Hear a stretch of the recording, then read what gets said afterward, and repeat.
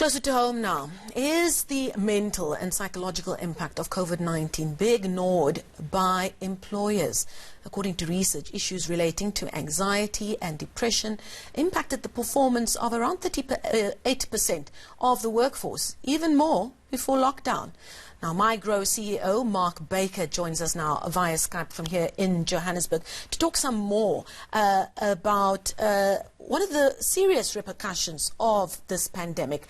Mark, thank you so much for joining us this morning. Now, we have spoken at length during the entire lockdown about the impact on the mental health of South Africans as a result of this lockdown.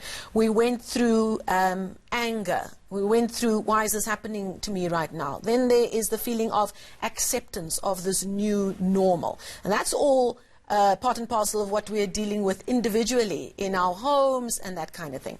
But you have said that there is a massive issue with the fact that employers are perhaps not putting enough focus on what they need to be doing to ensure the mental health of their employees, as we've all just had to go ahead with our business under really extraordinary circumstances.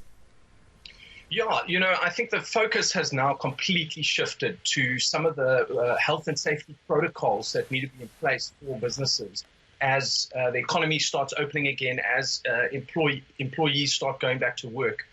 And really a conversation that's been quite underplayed has been the psychological ramifications of the lockdown and, in fact, the whole pandemic on employees. And one of the main problems that I think is going to be faced by companies when they go back to work is this clash that I anticipate coming between companies that need employees to get back to work right now as fast as possible, back to high performance and high productivity, and then the employees that are going to need time to just recoup and refine themselves, and that's going to be a slow process. And so psychologically, there's this clash coming where companies are going to need things right now fast, and employees are going to need things just really slowly to recoup. And that clash could really lead to a second, what I would call a psychological lockdown that's going to have some significant ramifications for productivity.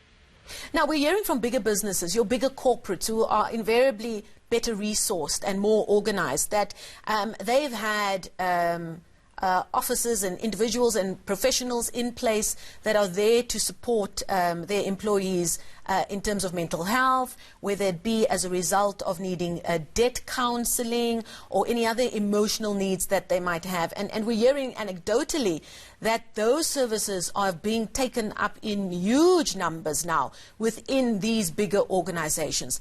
But not all businesses are that well resourced and have those kinds of services at their fingertips and are able to pay for it. What can businesses do, perhaps even small and medium enterprises that employ maybe 2 to 5 or 6 people? What can they do to ensure the mental health of their employees?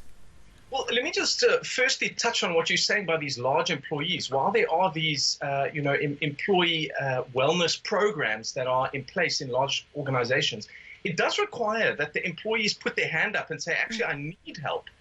And that step is such a significant one that many people actually just don't take it. So even though the services are there, they often are underutilized by those that need it most. And the big problem for the big corporates is that the loss is not reflected in the financial statements. It gets lost through the productivity that is dampened across the board. And when you scale that out through large companies, that's a radical impact on the profitability of that company. In fact, before COVID-19, according to humanimpactaudit.com, an algorithm that's usable by companies to calculate the psychosocial factor, it was up to a 12% loss of productivity, of revenue in a company because of productivity loss. So that's on the large corporate side. Then on the small company side, of course, as you've rightly said, a lot of these services are inaccessible or left up to the individuals to pay for them. And part of what we're doing now, certainly at Mygrow, I'm sure there's other companies doing it, is to create these reignition support packages that are possible for companies to use, that are plug-and-play technology solutions to help facilitate some of the psychosocial dynamics in this time.